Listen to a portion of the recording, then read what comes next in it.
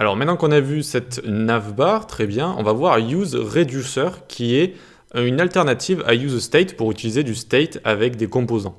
Ça va être une alternative notamment quand on a beaucoup de méthodes qui sont liées à un state. On a un state, et puis on a envie de l'incrémenter, de le décrémenter, de le reset, de le multiplier par 2, etc. etc. Et bien on va pouvoir faire ça assez facilement avec useReducer, même si on peut aussi le faire avec useState. Donc ici, on pourrait aller dans notre app.js, mais on va quand même se faire un petit composant compteur ici. RFC tab, hop, ça nous écrit un composant de type fonction. Ici, on va se prendre donc useReducer, qui est un hook, tout simplement. Et on va venir l'instancier ici déjà, et useReducer, donc ça va être useReducer, ça va être donc une méthode de base, qui va prendre un reducer et qui va prendre un initial state, un state initial. Hop. Donc cette fonction, elle prend un reducer qui est une fonction qui va prendre en compte le state et en retourner autre chose. Ça va le réduire à un nouvel état si on veut. Et initial state, ça va être le state de base. Donc comme useState, on va pouvoir en extraire, en faire du destructuring via ce que useReducer va retourner. Donc notamment ici, on va faire un const, le state, on va l'appeler count, et la méthode pour changer le state va être dispatch. Et donc dispatch va correspondre au reducer et count ici va correspondre à l'initial state. Donc on va se créer maintenant notre reducer et notre initial state. On va venir en dehors de notre composant, c'est fait exprès. Et d'abord on va venir mettre initial state égale 0. C'est fait exprès parce qu'ici on va se faire une fonction qu'on appelle pure, donc fonction reducer. Elle va prendre le state et action. Qu'est-ce qu'une fonction pure? Pour rappel, c'est une fonction que quand on va lui passer des arguments, les mêmes arguments, ça retournera toujours la même chose. Si je fais une fonction avec a et b en paramètres et que je lui passe 2 et 2 et que dans le corps de la fonction, on retourne a plus b, ça retournera toujours 4. D'accord? Ce ne sera pas dépendant d'un contexte extérieur et ça ne changera pas le contexte extérieur. Si je lui passe tout le temps la même chose, ça retourne toujours la même chose. Pas d'appel HTTP également, pas de requête asynchrone, etc. C'est des fonctions, finalement, on peut avoir confiance en ces fonctions. Elles vont tout le temps nous retourner la même chose si on lui passe les mêmes choses. Et donc, dans cette fonction reducer ici, on va faire un switch. Donc, c'est la manière de faire en général. Switch, ça va prendre l'action. Les différentes actions qu'on a envie ici, ça va être case incr pour incrémente. Donc, si j'ai envie d'incrémenter mon state, je vais retourner state plus 1. Ensuite, on a envie également d'avoir, par exemple, decr. Decr, vous inquiétez pas, vous allez bien comprendre à la fin, mais c'est plusieurs morceaux à écrire, donc évidemment, on comprend mieux quand tout est écrit à la fin. Donc, si on a envie de décrémenter, on va faire state-1, tac, state-1. Et enfin, on va le case reset. Hop, on va return notre state initial, donc initial state, initial, désolé pour l'accent. Donc on retournera 0 si on cliquera sur reset. Enfin, il faut toujours une valeur default. Hop, dans le cas où on appelle par exemple cette fonction sans lui donner d'action, eh bien on va return le state. Voilà.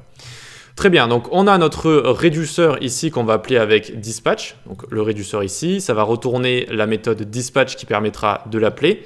On a notre state initial, et donc ici on a le state qui correspond de base au state initial, donc ça va être 0. Maintenant on va pouvoir construire ici, on va mettre par exemple un H1. Dans ce H1, on mettra notre state, count. Hop. Et en dessous, on va mettre 3 boutons, les 3 boutons qui correspondent aux 3 actions différentes.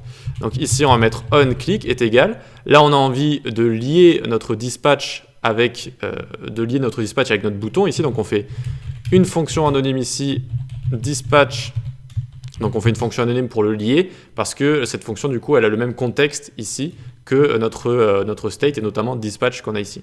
Donc on peut le lier directement, dispatch, et ici, on va marquer incrémente. Hop, quand on appuiera sur ce bouton, ça va appeler dispatch avec l'action incr. Et incr, ça va correspondre ici à state plus 1. Vous allez me dire, mais pourquoi on ne donne pas également le state ici, dans notre dispatch? Il va être donné de base avec useReducer. De base, le state va être mis, si vous voulez, en premier argument. Nous, tout ce qu'on a à spécifier quand on va appeler nos méthodes dispatch ici, c'est l'action qu'on a là, l'action qui va correspondre à des actions du switch. Le state de base est déjà inclus, si vous voulez, en premier argument. Donc on a fait notre premier bouton. Alors juste, histoire qu'on y voit un petit peu mieux.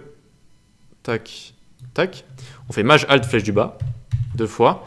Et donc on aura decr et reset. Reset, ok.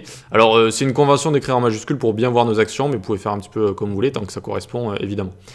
Donc on va avoir incrémente, décrémente et reset. Et reset, super. Eh bien écoutez, tout est ok ici, on va pouvoir l'importer dans notre app.js, on fait juste un récapitulatif. Donc on appelle notre React Hook useReducer, donc notre hook useReducer. Il prend une méthode reducer qu'on a juste ici, une fonction pure qu'on va créer en dehors de notre composant, et un state initial, le state initial qu'on a ici. Et il va retourner le state, donc initialement il va donc être égal à 0 ici, et une méthode dispatch ici, dispatch qui va permettre d'appeler à chaque fois notre réduceur, de l'appeler en lui fournissant directement le state en premier argument, et nous on n'a plus qu'à retourner l'action. Et ensuite donc notre réduceur va update le state, il va retourner le state, notre réduceur ici, en fonction de ce qu'il a réduit entre guillemets, donc en fonction de l'action qu'on lui a donnée. Voilà, très bien, donc on va importer ça dans notre app.js, import, on est où ici, du coup on est point, alors import compteur from ./composant /compteur, voilà, et on va venir se le mettre ici. Hop, donc normalement on devrait le voir apparaître, super. Je vais peut-être zoomer un peu. Ah oui, du coup si je zoome on passe en mode responsive, c'est normal. Et donc ici, incrémente, décrémente, et voyons voir j'incrémente et je peux reset également. Voilà donc comment on utilise le hook useReducer. Alors on est où? On est ici. Ça peut vous faire penser ici, ça peut vous faire penser à Redux qu'on a vu précédemment où on utilise un réduceur, dispatch, etc. Et justement en parlant de Redux et en parlant de State Manager, on va voir également dans les prochaines vidéos, on va faire des petits chapitres pour utiliser les hooks avec Redux et une nouveauté, on va dire, enfin une nouveauté depuis que les hooks existent, c'est d'utiliser les hooks avec l'API de contexte. Vous allez voir que c'est relativement facile à faire. Très bien, et donc du coup, voilà, hop, ça fonctionne comme ça. C'est assez utile, vous voyez, quand on a plusieurs fonctions qui sont liées ici. Au lieu de les créer directement dans notre composant, ça peut être un petit peu encombrant, etc. Eh bien, notamment, on a juste à faire une fonction reducer ici, avec à chaque fois des cas de notre switch. Et on lit tout ça, et puis on appelle tout ça. Voilà, donc ça, c'est une alternative à useState. Ok, on va continuer, on va se créer dans la prochaine vidéo des onglets, un système d'onglets qu'on voit assez souvent, donc j'ai envie de vous montrer comment faire ça. Puis on passera au State Manager. Allez, à tout de suite.